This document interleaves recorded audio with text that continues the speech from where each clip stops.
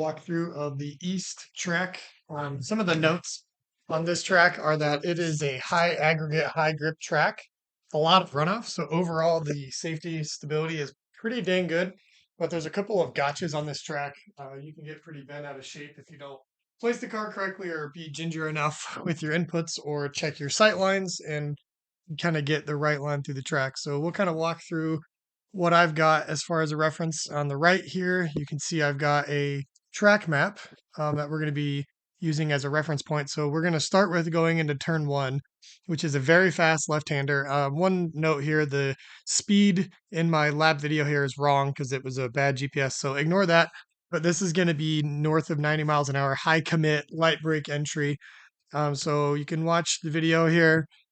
You want to get way over to the right if the series you're running with will allow you to cross the white line, the pit entry. Also watch for cars coming in. That's going to give you a better radius, better angle coming through. So the best thing you can do coming into here is to get the car under control, get your braking taken care of. In my example, it's north of 160 miles an hour. So you don't want to commit too much or you're going to end out there in the out in the grass or the weeds. Thankfully, pretty good runoff. You don't hit much out there. But it's usually a lot of people will under slow for this corner. They'll over brake. You can take a lot more speed on this corner. I can't remember if it's on camber or off camber, but there's a lot of lap there. So you can really ride it in, kind of brush the brakes, get the car tucked in. And then once you get the car ready for the apex, pretty traditional apex, you don't want to be too early. You don't want to be too late. You'll be able to get onto the power coming into turn two, which is one of the trickier, confusing turns on the track. So we'll walk through it here. So you can start to feather the throttle on this uphill section. Don't let the car get too light on you. Okay, so coming down into turn two, this is one of the most confusing turns because it's a very sustained, high load, kind of bad for oiling systems as far as starvation is concerned. So you want to watch those. So check the gear accordingly to what car you're in. In this Corvette, I was in fourth gear, and then I was executing the shift to third gear, kind of in the middle of the turn, depending on how you can sequence it there. There might be a cleaner way of doing it. You're going to feel unnatural in this turn. That's pretty normal. It's once again high speed, high lat. You can take a bunch of entry speed into this turn and scrub it throughout the turn. It's one of those turns where you can kind of enter with a ton of speed and then scrub it. You'll want to hang towards the middle, and it's a late apex. So you want to late apex it, and then you're going to want to hit this curb. If you look up on the right, there's the exit curb of 2. You want to be all over that coming through the corner. So once again, this is going to be a little bit confusing. You just want to get the car placed. You can see I'm kind of hugging the inside, but it's a late apex. Be ginger with putting power down because the rear is going to want to step out and get all over that curb there. Okay, so coming into turn 3, this is a tricky one, and you might see some deviations on driver coach strategy here. Some might tell you to get all the way left to make the radius going to the right. I've also found it's one of those that you can find the middle and huck it because it's off camber. It's kind of like a Grattan turn 3, if that gives you a reference, but not as much. But it is a little bit off camber. Coming into the brake zone, into the turn, you're never going to pull as much decel as you think. So be careful. Don't brake too late there. For some reason, cars don't pull a lot of decel there, but you can usually get the braking done early and then tuck it in. It's not a lot of lap time loss. So you can get your braking done early and then you can kind of tuck it in. And I usually like to get all over this entry curb here. But like I said, it's kind of like an off camber tuck in turn. So just kind of be ready for it. And then you want to use that to late apex there is super critical to put the power down. That's the start of the straight because as you come into 4 here, you want to already be riding the power or getting it down. So we're going to back up there. So back into 4. So setting up for the exit of 3 is really important. You want to be about here because you want to be able to start putting the power down depending on the car. This is obviously 700 horsepower. So it's you got to be ginger with the throttle. The car is going to get really light though coming through this section. So as you come through 3 and into 4, be careful of your throttle inputs, but you really want to get the line right and you really want to be all over the attack of the left-hand curb here going up the hill to one of the most technical turns on the track. So you can see here, I'm pretty mid to early apex on that one, and then it's not all the way out on the exit there either. So we're going to back it up again. You can see I'm not quite all the way out because I need to get all the way over left for the entry of the 5A cyclone turn, 5/5A. I don't see a lot of benefit of going too wide there because then you have to end up scrubbing a lot of speed and putting a lot of angle in coming over here to the left. And the car is already going to be bound up. So you're already going to have to be putting in a lot of effort. You're going to be probably starting to understeer or the rears are going to start to fade away from you as they get older. And this is one of the most technical turns. There's a couple different ways you can attack it. On the other side of this hill is a complete off-camber fall off. It's surprisingly able to handle a ton of speed. In this C6 Z06 with 3 Rs, I was able to do it without ever hitting the brakes, but it takes a lot of finesse. I've actually seen someone go off sideways here and jump the drainage ditch and land straight up and down and slam down and total their car and had to get taken away in an ambulance. So you have to be very careful because what's going to happen is you're going to set what I like to call flying car. You're going to unsettle the car completely, and as you land, depending on how your inputs, your steer angle, your throttle, and brake are, something bad can happen. I usually like to take it with no inputs on except for steering. So I don't like to hit the brakes and I don't like to hit the throttle over it because you don't want to upset the car. This is the most technical turn on the whole track, and most people are going to crash here or go off if they're inexperienced. So what I like to do is the more left, the better. But I remember this is going back about a year ago. You don't want to be all the way left because there's a weird bump on the outside that would hit your left side of the car. So I think I'm like a couple feet off of the left here coming up to the bypass. And really, I come up with throttle, and then you just lift and let the car fall down. And then as you crest and fall down the hill, the car is going to be struggling to put power down in a rear wheel drive. So you got to be very ginger with your throttle. So there's a couple places. Some people can just miss the zone here if they have to hit the brakes, drive straight off the track. Some people will go sideways off, get way too bent out of shape, and tank slap and go off, potentially hit a drainage ditch. Or on the corner exit, they can get too greedy with the throttle and they can just spin out. So I'll show you this here one time and we'll go back over it. So you can see I don't get all the way left, but see, I was holding pretty constant or off the throttle. I'm constant, and then now I'm starting to feather in the throttle. So that's one strategy, right? This car obviously has a ton of torque. So I have to be super ginger. If you're in a Camaro with PTM or something like that, you can absolutely mash it because it's got flying car and it has PTM to handle the corner exit control. But you really need to be ginger there. It doesn't look like a lot from the video, but that is a very massive drop off. And I'll back it up here so you can see it a little cleaner. So as you're coming up, like I said, I don't get all the way left, but pretty damn close. I'm kind of off all pedals, maybe constant throttle, but there's the bump. Boom, you hit down, flat surface. Car's going to struggle to put power down. Watch it one more time. So as you're coming through here, a little bit to the left, not all the way. Constant, be ginger with your pedal inputs. And then you start to feather in. Sometimes you'll notice that not all cars can make it all the way left. Because the next turn's a left-hander and you need to be all the way right. So you can see I kind of cheated the exit there. Didn't really waste my time going all the way to the left because I would just have to scrub speed going this way. But you could tell I was really struggling to put power down, and that's the start of the straightaway. So the sooner you can put power down there and the cleaner that you can carry more speed over turn 5, it's like net lap time loss right away. You're going to see that delta all the way down the straight. So this is a pretty standard turn here. This is turn 6, right under the H here on the right map. Pretty standard, pretty flat, pretty on non-event, nothing to hit out there, so you can ship it. It's a little bit of a break on the entry, pretty mid-apex, and you turn in, and right there you really want to start to feather the power, get all over those curbs. And then this is coming up to 7. This is a non-event, be watt all the way through here. Okay, so this is coming into turn, this is turn 8, which is one of the faster turns on the track. This is a heavy aero turn. So the aero influence is going to be high here. So for example, like a Z01 with a lot of rear wing, a lot of stability in the chassis, they're going to be able to handle this pretty well. Some cars with less power can handle it without lifting, like a Miata, I'm assuming is Watt. The 700 horsepower Corvette, we actually have to tap the brakes, or at least I was. Maybe I was being too chicken. But you want to be super careful with your entry. You don't want to be too early because you can draw the line from here and you're going to go straight up that hill. I've seen that. You don't want to be late because then you get bent out of shape and you head left and you can see that barrier on the left. I've seen people go over there. So you really want to nail it. The entry has a lot of curbing, so you can absolutely ship it. And the exit, you can get way over the curb. So we'll watch this one a couple times, but you can see what I mean. You don't need to hold the brakes for very long. It's just a confidence tap to get the front end of the tuck, and you can actually ship it because it's north of 100. Pretty fast turn. All over that curb, get all over those exit curbs, use all of it. So you can see there, even though my speed's a little messed up, it's 100, north of 120 on the exit. So any extra braking you're doing there, you're just throwing away the lap time. The whole straightaway follows that whole sequence after turn 5 exit. So you really want to be careful. I would say work on being conservative there and then work up your speed because it's super easy to go off there. You're going to see people if you're racing, they're going to be driving off that corner all the time. Good news is not a lot to hit. but it's a high confidence, high reward type turn. But a little bit under pace there might be a good way to start as you start to learn the track. Okay, this next section coming in the 9 is one of the trickiest to get a reference point right. Usually they don't put brake markers up. Hopefully they do for your race. So you're kind of guessing on the brake entry, but it's not as much brake as you think coming into 9. So you're hauling the mail, for example, we're going to be 130 plus here. You have to hit the brakes and execute a downshift, or at least in this Corvette, depending on your application, maybe you can carry enough momentum. But effectively, what happens is you want to be all over these upcoming curbs on the left, but then you want to square yourself for this completely blind fall away turn downhill. And there's a sight line, there's a pole out in the offset of the view that I can show you to use that we use as a reference point.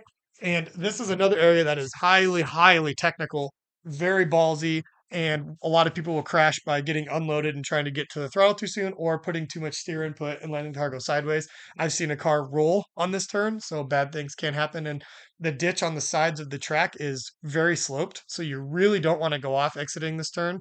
But it does lead to another straight, which is worth a lot of time. So recapping, as you come into this brake zone, you're going to want to tap the brakes, potentially execute a downshift, but you don't want to carry too much brake because you want to increase your min speed to the highest you can, because it doesn't take a lot, right? It's kind of cambered in your advantage. It doesn't look like it, but it is. So you can carry a ton of speed over this, even with 700 foot-pounds of torque. We're able to carry a lot of Excel pedal over this crest, at least with good tires. So let's walk through it slowly. I'll show you the video, and then we'll walk back through.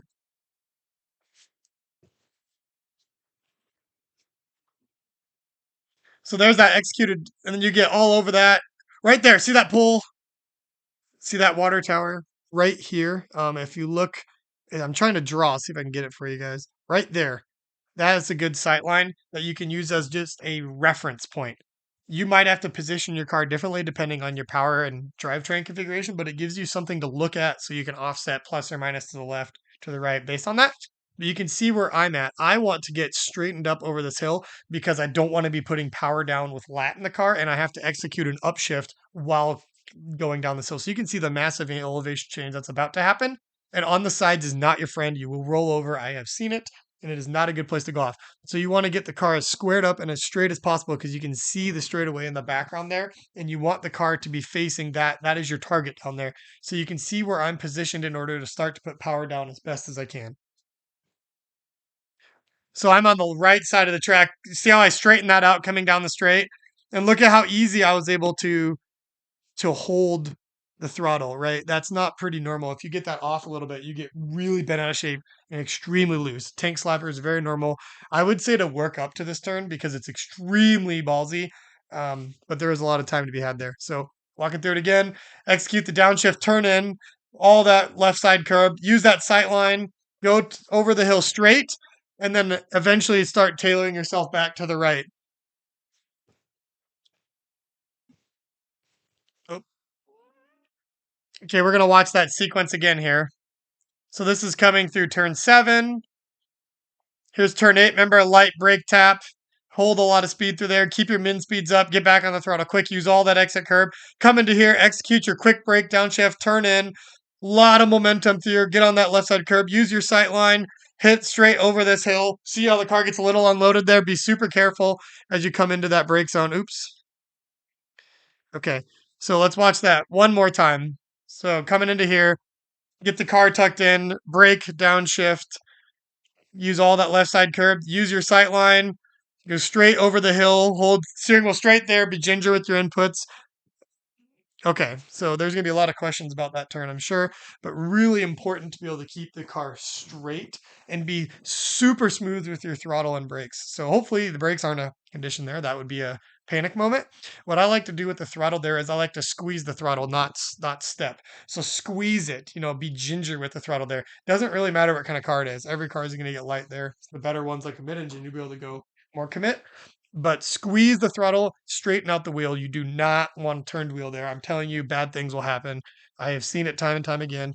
And it's super important to carry that speed because the lap time is so critical down the straightaway. This next brake zone into turn 10, it's another one that I've struggled to get max decel out of a car. I usually have to brake my zones a little bit closer. I usually can't trail in as late as I'd like to. Could just be a C6 thing. but you can carry a ton of speed through turn 10, entering to 11, and you have to execute another downshift, at least in this car, to go back from 4-3 and then to 2 coming out of 11. So let's watch the sequence and then we'll come back to it. So there's that lack of decel I was telling you. And then, yeah, you kind of ride the normal apex there, get all over that exit curb. And then right here, you can see during the break, I was using another area to downshift and then get all over that exit curb, which we will back it up here. So let's watch that again.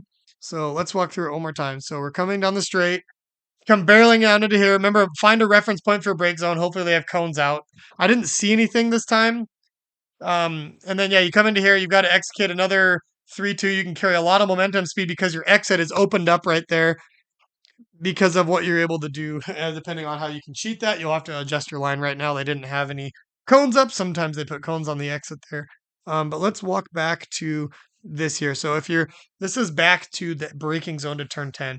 If you're in an area where there's no brake markers up, like this track day, use that turn shed there as a reference for your braking. So I'm trying to give you sight lines because sometimes there are none. So once again, come into there, get your braking, execute your 4-3. Pretty normal, pretty mid apex here. Get all over that, all over the exit curb. Execute your 3-2. Another pretty early end. You can actually have a pretty early to mid apex on this one. Like I said, if the cones aren't out to prevent you from the exit of turn 12. But if they've got the cones up, you're going to want to adjust that line to be a little later so that you can execute cleaner through here. So be ginger on the pedal. You can see there's camber change. It's a lot like Stefan Beloff S's at the Nürburgring, where you get like a slope change in every direction as you're going through there. So with a lot of torque and high RPM, like I was just like, second and third gear through there, be very ginger with your inputs. Once again, squeeze the throttle, don't step. You're going to get a complete tank slap there. Not a good place for it because you're hauling the mail. So be very ginger with the throttle, squeeze the throttle and roll to watt, and you'll be able to carry a ton of momentum through there. There's lots of bumps in every direction, but you can carry a ton of speed when you build up your confidence there. But it's high risk. I have seen someone on the left here crash up this hill, but from getting a little too greedy with that corner exit. So once again, just be careful. You can actually see the skid marks right there on the left of what I'm talking about. That's what happens when you get too greedy with the throttle. Okay, so now we're barreling down the straight into turn 14. Eventually get yourself all the way to the left, and there's actually brake markers there. I'll show you again. So coming into turn 14, it's very straight, right? Almost like a drag strip. Slowly work your way back to the left and haul the mail. You pull really good decel there. There are markers that are always there. So that is your reference point. I think I was breaking out the 3 marker, probably getting a hard pedal, but you might be able to slowly work down your zones there. There's a lot of runoff there. You'd have to be careful a little bit, but you can see on the map there is a straight road that is after it. So if you miss your brake marker by a little bit, you just you get a little bit of a penalty in that access road and then be able to keep going. But at least you don't hit grass immediately. And it's a good place to work on carrying entry speed because you hit the brakes very hard. You max decel, you execute a 4-3 downshift in this Corvette, and then you want to work on carrying your momentum speed through the 14-15 complex, which I am all over the entry curb. So the entry of 14, I'm all over the entry curb, and then 15 on the exit, I'm all over to the left. You want to be all the way through those curves, all the way over them. It's bumpy. Squeeze the throttle. Work on using those curbs and then putting the power down. So I'll show you the 14 so we can see it one more time. So here's exiting 13, coming down the straight. Work your way back to the left. Use those brake markers as your friend. Right there on the left, you'll see them. Boom. And there's that runoff road I was telling you about. And then all the way over those apex curves, all the way over. Work on keeping your min speed up all the way over the exit curb there. There's going to be a lot of time because that brings you onto the longest straight of the track. So keeping your brake zone of 14 entry, getting the brake zone executed, and then trail. So it's a good trail turn in because you can execute a higher min speed. So work on getting off the brakes soon there, although it is a high decel corner, and then carry that momentum because you can get all the way over those curbs. Use all of them. They're fun. Slam them. And then this curb here, this is the exit of 15. This curb is a little bit high on the angle. So you got to be a little careful that you don't tank slap it and then end up towards to the right on the pit wall. You don't want to do that. But I use all of it, right? Get all up on those curves. You want to be watt by here if you possibly can, because that's going to net you a faster lap time. And then you're just feathering the throttle, get the power down. And then once again, pretty standard straightaway there. Haul ass, get over to the right because that allows you to get into turn one. Let's watch one more lap. Oop. Wait for the ad. Okay, so we're going to watch a lap here. So get all the way to the right, coming into one. Remember, carry momentum there. It's really fast turn, a little off camber. Get all over that exit curb. Be super straight with the car here. Get some decel done. Get your downshift in. Execute. Like I said, mid-track or so on the mid-entry. And then on the exit, it's a late apex. Get the power down. Start feathering it. Come to the right. Once again, I like to mid-track this turn. Get the decel done. Watch for the braking there. And then you want to trail there. Late apex on 3. Coming into 4. Remember, you at entry of 5, you need to be mostly to the left. So you come into right here, be super smooth with your throttle and brakes, hold steering smooth. And then here, you're just starting to feather squeeze the throttle to put it down, get all the way right. There you're coming into 6. This is where your straightaway is. So put the power down, pretty traditional turn there. A lot of runoffs, you can send it. Going into 8, remember it's a slight tap of the brakes, potentially not, depending on the car. Confidence, high speed, high aero, get all over the curbs, get all over the exit. Coming into 9, get your braking done. Get on the entry early. Remember, there's not a lot of sighting there. You're going to have to YOLO it. Watch for that lighting on the sighting on the left. Remember to use that pole. I touched on something I like to retouch on. On 9, there's not very much sighting there for the braking, so you kind of just got to get a feel for it. Work your way down. It really isn't a good reference point, so I have nothing to offer there as far as work your way down and just start. It's straight line brakes, so pretty traditional. I usually just get a gut feel for where to brake there. Somehow I pull it off without crashing. If someone has a better way of finding a marker there, let me know. But not a lot there, at least in this track day. Maybe they'll put some markers up. Once again, squared up going over this. I can't express that enough. Get the car square going over this turn, which you're now currently in the turn 9 complex. Be ginger with your pedal there. Remember the car, I can't get to pull a lot of decel on this. Might just be me. Pretty normal apex here. You can absolutely use all the curbs. Execute your 3-2 right here. And then depending on, like I said, you got to take that apex according to what cones are out, but be super ginger over these bumps with the throttle. And then you want to start feathering your way to the left where you're going to have the ability to get max decel. Execute the 4-3. Carry as much momentum in here as you can. You're going to lean on the front tires, but that's a good thing. All over the curves. Start to put power down here. Better cars will be able to put it down faster. And there you go, a lap of Thunderhill.